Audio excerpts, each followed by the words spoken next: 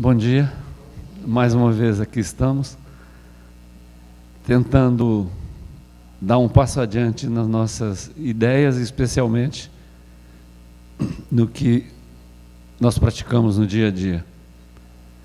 Hoje a gente deveria nem tanto tratar do assunto do óbolo da viúva, né? Devíamos sim tratar sobre o filho pródigo, porque envolveria mais o que a gente respeita e atua, ou busca respeitar e atuar como pai. E colocarmos na nossa vida a prática do perdão, a prática do acolhimento, que nós pais, e eu me coloco também como tal, evidentemente, precisaríamos e precisamos ter em nossas vidas. Mas vamos tratar não exatamente desse assunto. Vamos tratar do Evangelho segundo o Espiritismo, capítulo 13, não saiba a vossa mão esquerda o que dá a vossa mão direita. Tratando diretamente da caridade material e a caridade moral. Mas antes da gente tentar dissertar algo sobre o tema em si, vamos puxar nossa, não digo nosso conhecimento, porque é bem pequeno sobre isso. Certamente, às vezes, quem sabe, convivemos à época de Cristo, uma interrogação, né, Deja? Mas o que era a mulher naquela época? O que representava? Como era a vida da mulher na Palestina da época de Cristo? Era cerceada, ela não tinha poder em nada, nem mesmo no seu lar. Ela era totalmente submissa, a mulher era apenas um elemento, componente de uma estrutura. Estrutura porque a gente, pensando em lar, tem que ser um conjunto de fatores que formam, que constituem o que nós temos como família. E família forma o lar. Então existiam os pais, que eram os patriarcas, e as mães eram submissas. Elas não tinham, e se a gente também buscar na nossa história própria, no nosso Brasil, não era muito diferente, evidentemente guardando as devidas proporções, porque o direito a voto, o direito a se manifestar, também existiam bloqueios na nossa pátria. Então as mulheres, elas não tinham poder praticamente nenhum. Elas não aprendiam a ler, como regra geral, elas não aprendiam a escrever, evidentemente. Elas apenas cuidavam das casas e dos filhos. Se por acaso o seu esposo, o patriarca, desencarnasse, aí ela ficava em situação pior ainda. Ela não tinha, devido à sua falta de cultura, falta de desenvolvimento, até de aprendizagem sobre a vida, ela não tinha até mesmo a capacidade de gerir o que foi gerado pelo seu esposo. Gerado pelo seu esposo devido a ela, como participante direta, não ter poder nenhum sobre seu lar, sobre sua família. Então ela ficava restrita ao que ela tinha na sua vida, tinha trazido consigo. Se ela tivesse filhos, homens, ela teria uma sequência posterior. Se ela não tivesse filhos, homens, aí ela ficava em situação pior ainda. Precisava ser escolhida, ser, entre aspas, adotada por um cunhado. Se um de seus cunhados assumisse a possibilidade, desse a ela a possibilidade de continuar com família, ela teria um pouco de amparo. Do contrário, ela ficaria, na nossa linguagem, a Deus dará. Ela poderia, sim, após seu cunhado rejeitá-la, entre a gama de esposas que ele tinha, que não seria só ela, se o seu cunhado a rejeitasse, aí ela poderia, guardando as possibilidades que ela tinha de pensar em se refazer, que era muito raro acontecer isso. Então, essa parábola ela traz exatamente o que representava a viuvez à época, o que representava a situação da mulher, a submissão dela, a submissão que ela era submetida no desenrolar de sua existência. Se nós hoje vivemos o mundo dos pets, as mulheres a essa época, elas não tinham sequer uma vida de pet. Evidentemente que existiam situações diferentes, existiam situações que fugiam à norma, à regra que se adotava à época. Então a submissão era muito clara. Mas como é que Jesus via e encarava e praticava essa situação? Temos alguns exemplos do que Cristo fez em benefício das mulheres. Ele, em uma de suas caminhadas, foi à casa de Simão. Lucas 7, 36 a 50. Um texto até para os textos trazidos no Novo Testamento longo, onde ele menciona nessa ida dele à casa de Simão, um fariseu, alguém que dizia muito e praticava pouco, e até eu estava mencionando com o Dejair há instantes, o quão é difícil, um assunto que cativa, que é gostoso de a gente desenvolver, mas que ao instante que a gente começa a ler e buscar se entranhar mais dentro dele, a gente vê que nós também temos alguma coisa de Simão. Nós temos alguma coisa de que dizemos e será que fazemos exatamente o que dizemos?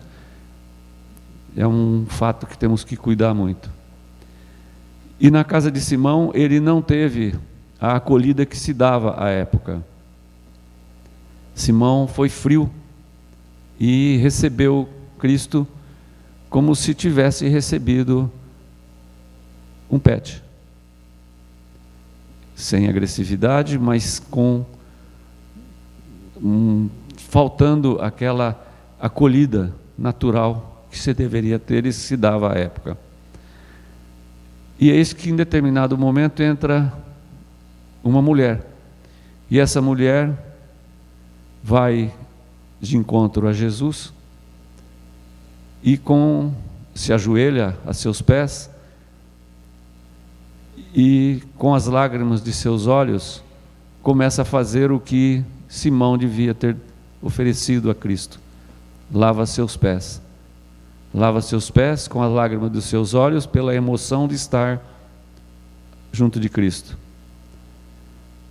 Perfuma os pés de Cristo, joga o perfume usado à época nos pés de Cristo, que seria o perfume que teria que ter sido oferecido por Simão. E isso traz algo que não foi bom da parte de Simão. E Simão pensa como é que Jesus acolhe, aceita que uma mulher, e essa mulher não era outra que senão Maria Madalena, que Jesus acolhe e deixa uma mulher de má vida, como era dito, fazer tudo aquilo. E Jesus mostra a Simão que a realidade é bem outra. O respeito que se deve ter à mulher é muito maior. E que atire a primeira pedra quem não tiver pecado. Foi o que ele disse quando estava para ser apedrejada Maria Madalena. Em outro fato, em outra passagem do Evangelho. E da mesma forma Jesus passa a Simão a ideia de que o perdão direciona.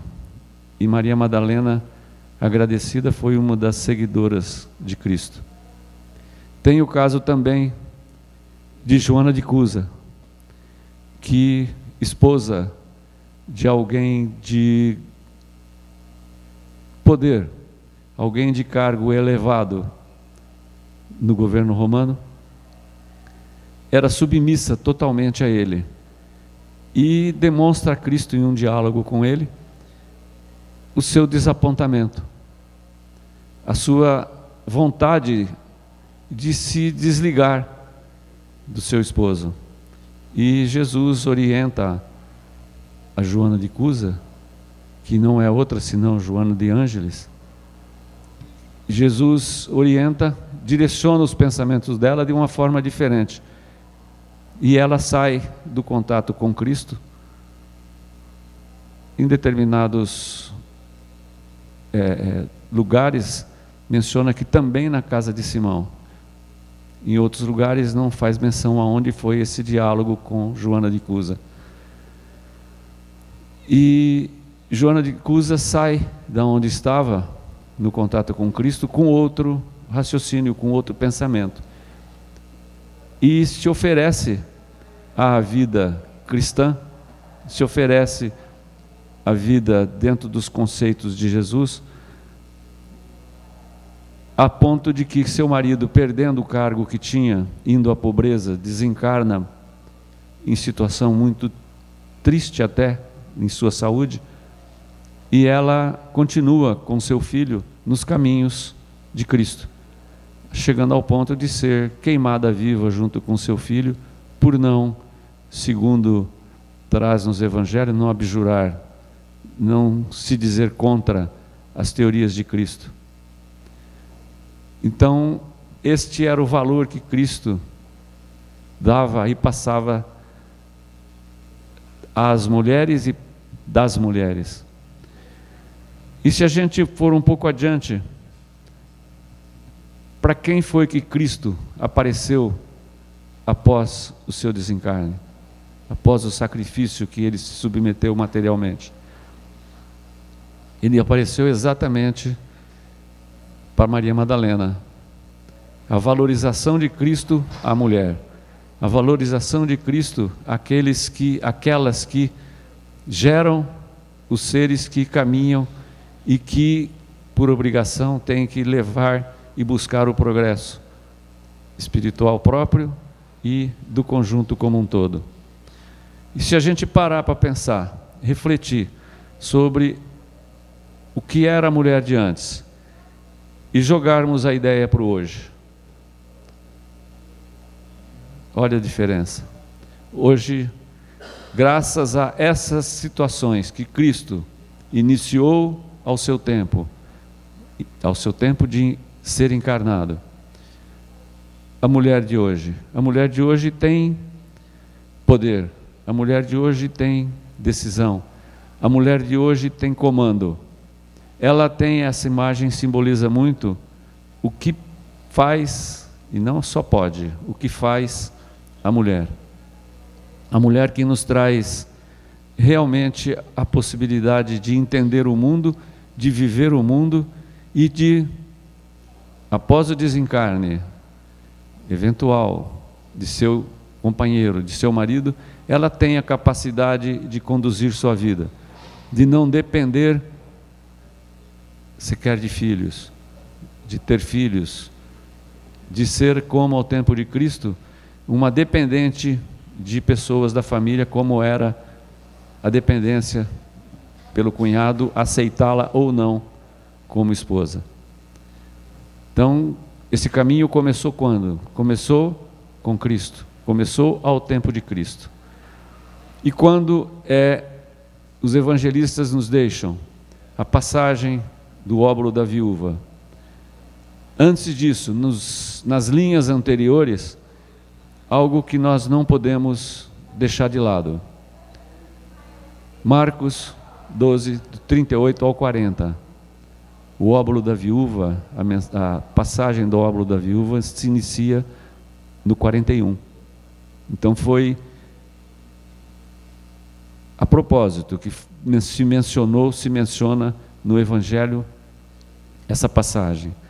Jesus dizia no seu ensinamento: guardai-vos dos escribas que gostam de circular de toga, de ser saudados nas praças públicas e de ocupar os primeiros lugares nas sinagogas e os lugares de honra nos banquetes, mas devoram as casas das viúvas e simulam fazer longas preces. Esses receberão condenação mais severa. Quem eram os escribas? Eram aqueles que tinham a obrigação, mais pela época que viviam, de relatar, de escrever os fatos, de marcar graficamente as passagens que acontecessem, de passar aos sacerdotes, repassar aos sacerdotes as ideias que esses mesmos sacerdotes tinham, mas escritas. Eles lavravam as ideias que se perpetuavam através do que eles escreviam. E vejam bem que eles faziam tudo isso e, teoricamente, eles não tinham remuneração. Eles eram voluntários. Mas só que, à espreita de algo que acontecesse aos maridos, para, como diz a passagem, devorar as casas das viúvas. E eles esperavam o momento certo, como dizemos no nosso dia a dia, dar o bote. E passavam então a subjugar as viúvas. Isso é mencionado em Marcos 12, 38 a 40, repito, exatamente antes da passagem do óbolo da viúva, que está em Marcos 12, 41 a 44 e Lucas 21, de 1 a 4. E traz-nos o Evangelho de Jesus, trazido a cada um de nós por esses evangelistas, e vamos passar então a entender, buscar entender o que quis dizer Cristo. Estando Jesus de frente do gasofilácio, observou como o povo ali colocava o dinheiro. O que era o gasofilácio? Era uma urna onde se colocavam os valores. Valores à época que não existia papel moeda, era apenas moeda. Moeda que tinha uma divisão entre moedas romanas e moedas dos judeus. As moedas romanas com valor maior, as dos judeus com valor menor. Moeda de ouro, moeda de prata e moeda de cobre. Quase igual aos nossos jogos, né, Deja? Só que agora é bronze, não é cobre. E as moedas dos romanos tinham um valor maior por serem ouro e prata. Então, essas moedas eram colocadas no cofre. Esse cofre que tinha o nome de gasofilácio. E continua. Viu que muitas pessoas ricas doavam em abundância. Se a moeda de ouro e de prata tinha maior valor, eles não colocavam apenas uma, eles colocavam muitas. E quem eram esses ricos? Eram os fariseus. Eram aqueles que tinham o poder financeiro, o poder econômico nas mãos. Então eles doavam muito mais. Veio uma pobre viúva e colocou apenas 2 moedas. Tem um erro gráfico, um erro de escrita aí. Apenas 2 moedas. E, evidentemente, não eram moedas de ouro e nem de prata. Eram as moedas de menor valor. Continuando. Jesus então chama seus discípulos e lhes diz: esta pobre viúva deu muito mais que todos. Os outros deram do que lhes sobra, Ela do que lhe falta, deu tudo o que tinha para seu sustento. Existe alguma contestação entre os estudiosos do Evangelho de que ela tenha dado tudo do seu sustento, mas ela deu exatamente algo que poderia fazer falta, algo que seria muito útil a ela, algo que seria desprezado pelos fariseus, por aqueles que eram os poderosos, que tinham o poder financeiro na mão. E o que busca Jesus nos ensinar? Em primeiro lugar, o que representou aquela viúva, as atitudes da viúva. Imaginem esse local onde estava o gasofilácio. Era o que se chama de átrio, era um espaço e era o lugar onde ficava esse pátio, onde ficava o gasofilácio, era muito grande. Era um prédio bem grande, bem constituído materialmente. E as mulheres tinham acesso restrito a esses lugares. As mulheres não tinham a liberdade de colocar essas moedas. Então começa pela coragem da viúva, dela se colocar no meio dos fariseus, dos poderosos, daqueles que diziam, que nós usamos até hoje, né? Faça o que eu digo, não faça o que eu faço. E ela teve a coragem de se colocar no meio deles e depositar suas 2 moedinhas. Moedinhas no sentido material, mas de um valor muito grande no sentido real do seu ato.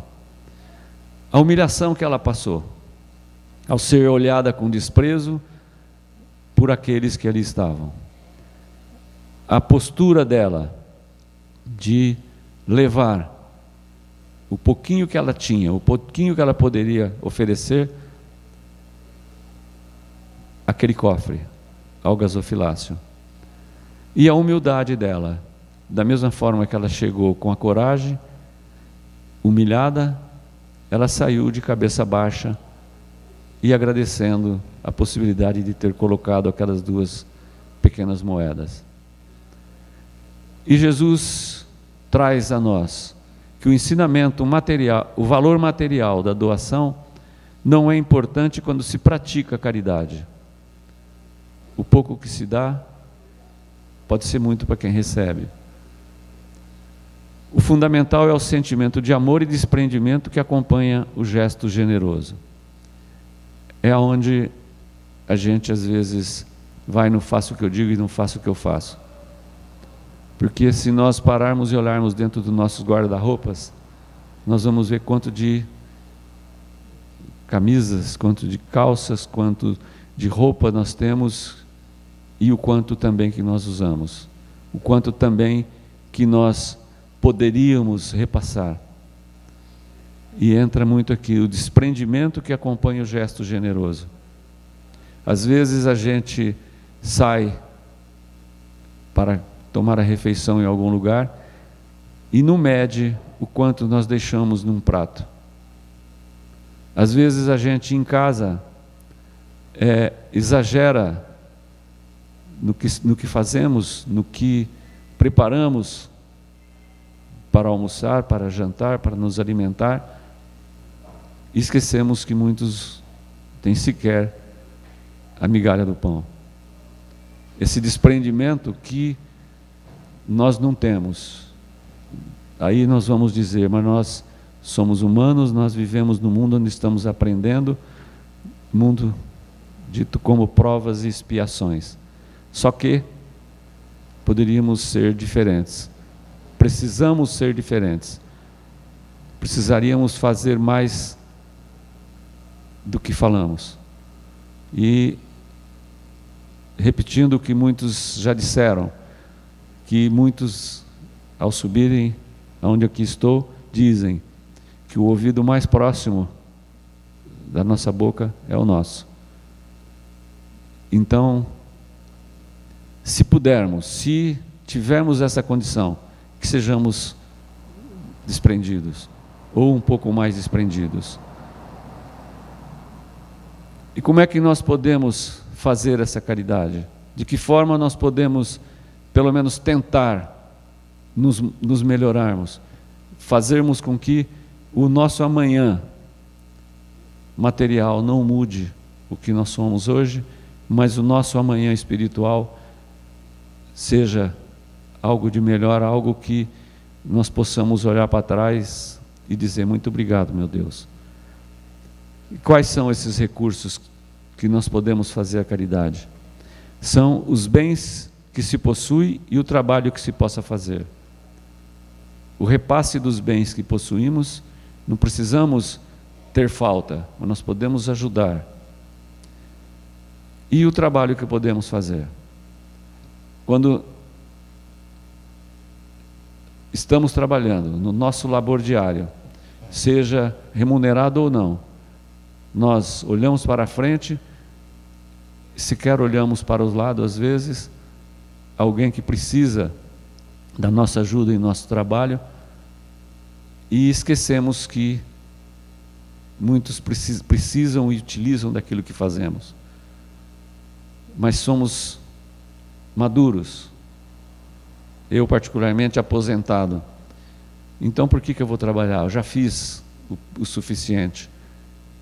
Então vamos partir para o trabalho voluntário, vamos partir para o trabalho onde nós vamos realmente oferecer algo, o não remunerado materialmente, mas o óbolo da viúva representa exatamente isso, o que nós possamos e devemos fazer sem a remuneração, com a simples moeda de cobre. Como obter os recursos? Empregar forças, inteligência e talentos. Como obter os recursos, né? Empregar forças, inteligência e talentos. Nós temos que saber usar o que Deus nos deu. Nós temos que saber que o pouco que fazemos para nós, pouco, para outros, muito. O prato de comida que oferecemos, e hoje nós temos um receio de atender a nossa porta e alguém que venha pedir algo, de ser um malandro, de ser alguém que vai abusar da bondade de quem doa para algo agressivo. Se nós tivermos esse receio, será que nós vamos estar doando algo de nós? E se nós não tivermos, precisamos também refletir, será que nós não vamos estar abrindo o nosso espaço a agressões? É o mundo que vivemos, é o livre-arbítrio nosso, é quem vai fazer com que tenhamos a atitude da viúva ou não. Esse óbolo da viúva também nós podemos interpretar como dar do nosso repouso, dar do nosso tempo, dar do nosso trabalho, repetindo tudo que mencionamos antes. Às vezes, compensa para nós, no nosso dia a dia, no nosso pequeno pensar, compensa muito mais eu me deitar, levantar no dia seguinte, sem hora para levantar, e esquecendo de que tem muita coisa que a gente pode fazer. Tem muita instituição que abre às 6 da manhã, abre às 7 da manhã e precisa de um trabalho de alguém para conduzir o apoio ao próximo. A Casa Ielar é uma dessas, que precisa do apoio voluntário. As casas espíritas, todas precisam dessa quebra de repouso e da doação do tempo e do trabalho. Se mais próximo de casa tem uma outra instituição, seja ela qual for, vamos transformar esse repouso, esse tempo em trabalho. E como é que a gente faz para dar, para doar e para doar-se? Especialmente doar-se. Quais os caminhos? O que nós podemos fazer? Se pararmos para pensar, vamos ver que é bem simples. se refletirmos, nós vamos ver que com palavras nós podemos ajudar muito. Palavras refletidas, palavras baseadas nos conceitos doutrinários, nós na Casa Espírita, nos conceitos doutrinários da Casa Espírita, que nada mais vem a ser do que os conceitos cristãos, os conceitos que o Evangelho de Jesus nos traz, que precisam ser aplicados em cada casa espírita, em cada templo religioso. Outra forma que nós podemos pelas ações, pouco nos custa, mas que vale muito ao próximo. O trabalho da doação de sangue, por exemplo. Quantos de nós não pode doar sangue? Há muitos anos da ideia de ser muito velho, né? Então há alguns anos eu busquei ser doador de sangue. Logo que voltamos para Rio Preto. E na entrevista que foi feita me fizeram a pergunta: você teve já hepatite? E eu respondi: sim, eu tive hepatite, eu tinha 13 anos. E que hepatite foi? Foi hepatite do tipo mais leve, tipo 1, né? Parece que é o 1. Eu tive hepatite mais leve, não trouxe reflexo nenhum. Então o senhor não pode doar sangue. E o que eu preciso fazer para ser doador de sangue? A pessoa que me entrevistou disse: o senhor não vai poder doar sangue. Aí eu, consultando um médico, ele me disse: olha, faz os testes para ver se você tem alguma coisa no sangue. Eu saí imediatamente, fui e fiz os testes através da coleta do sangue. Deu que eu estava isento, sem problema nenhum, relativamente à hepatite. Voltei para fazer a doação. Não foi aceita.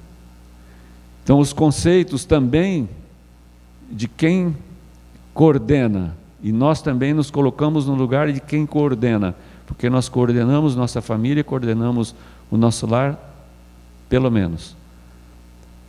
Tem que ser adaptado à realidade.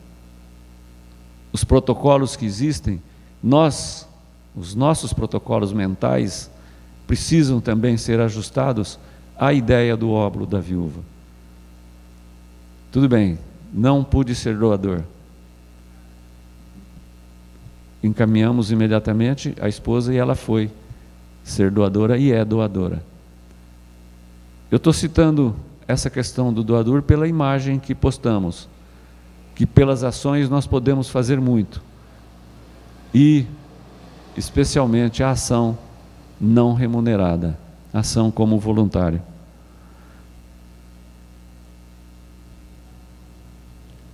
Se a gente deseja ser útil, nós temos uma Avenida Badibacite, que quando passamos a noite, assusta-nos a quantidade de pessoas dormindo. E esses dias atrás, aquele tempo frio, dormindo ali ao relento praticamente. E nós podemos dar um consolo e aliviar um sofrimento. Com o quê? Já vimos antes, com palavras, com um bip do carro e um abanar de mãos. Já vai dar a ideia de não rejeição a quem está ali. Com pegar algo que nós temos em casa e que normalmente é que a gente não usa, né? Mas não precisaria ser assim. E levar a eles. Aí vem a ideia. Amanhã eles vão jogar tudo fora. Nós fizemos a nossa parte. Agimos com o coração. O óbolo da viúva, que valor teve perante toda aquela remuneração que existiu? Todos aqueles valores colocados pelos outros. Que valor teve? Mas ela fez.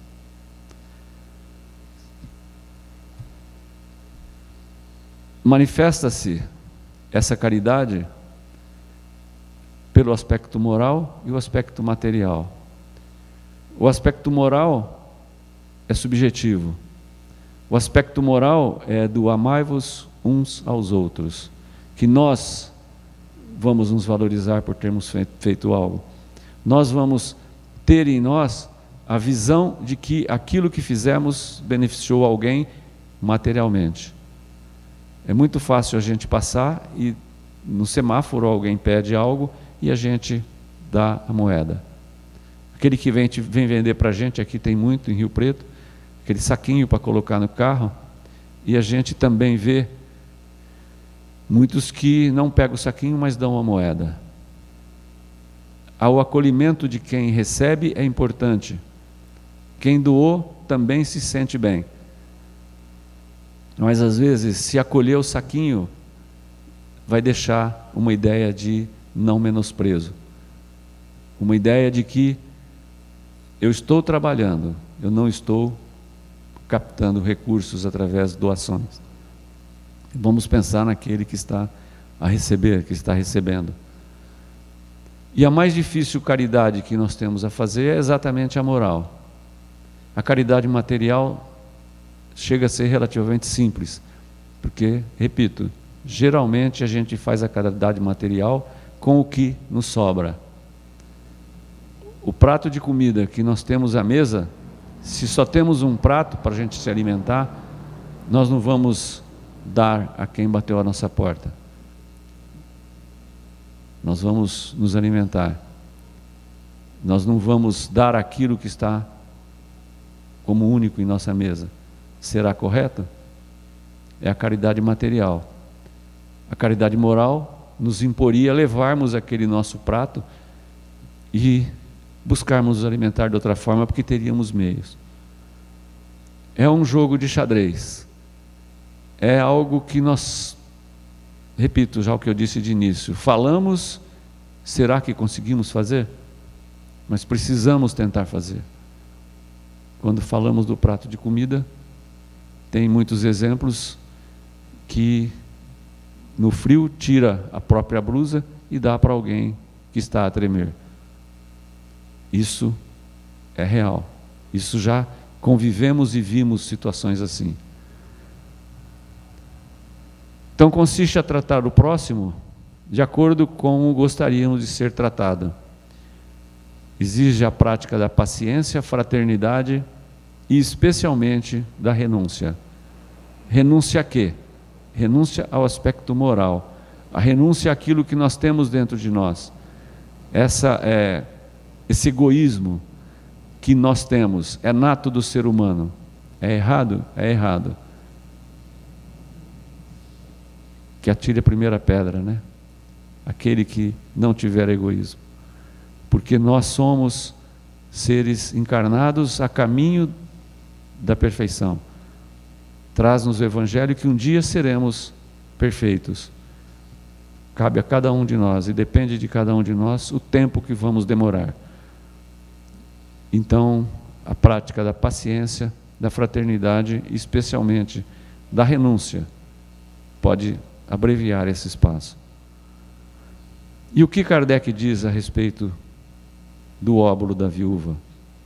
De pequenas situações que vivemos em nosso dia a dia, de pequenas situações que plantamos para uma colheita futura.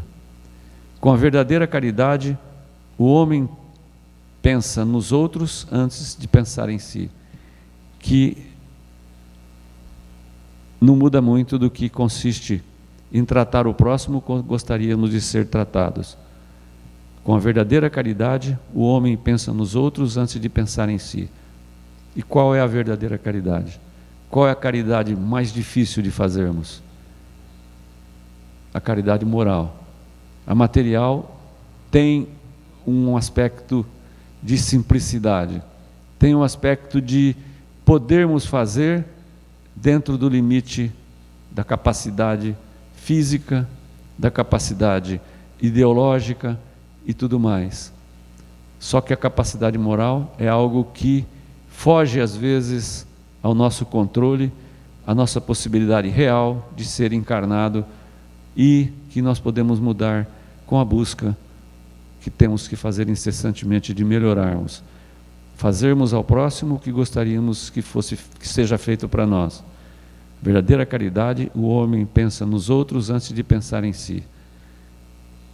Encerrando, gente, Miremo-nos na sábia viúva, doemo-nos às causas nobres. O pouco para alguns é o suficiente para muitos. O pouco para alguns é o suficiente para muitos.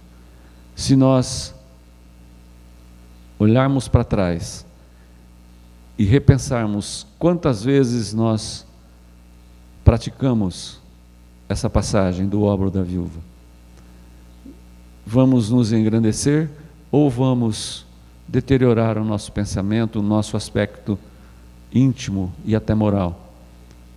Ou qual seria o melhor? Engrandecermos. Mas se não temos a capacidade de, ou a possibilidade de assim ser, vamos lembrar Chico. Se eu não posso mudar o passado, posso fazer um novo futuro. E essa possibilidade real de fazermos um novo futuro depende unicamente de nós mesmos. Miremo-nos na sábia viúva e doemo-nos às causas nobres. Causas nobres que a doutrina espírita nos mostra, nos traz, e que o dia a dia oferece a cada um a possibilidade de assim ser. Muito obrigado, e que nós saibamos utilizar o obro da viúva no nosso dia a dia, fazendo, às vezes em forma de presente, situações materiais, morais, pessoais, aqueles que estão à nossa volta. E especialmente quem está à nossa volta é a nossa família. Olhemos para a família como se fosse olhar para nós mesmos. Utilizemos a menção de Kardec. Com a verdadeira caridade, o homem pensa nos outros antes de pensar em si. Nossa família não são outros, mas são pessoas, são seres encarnados que têm um objetivo maior na vida. Um bom dia.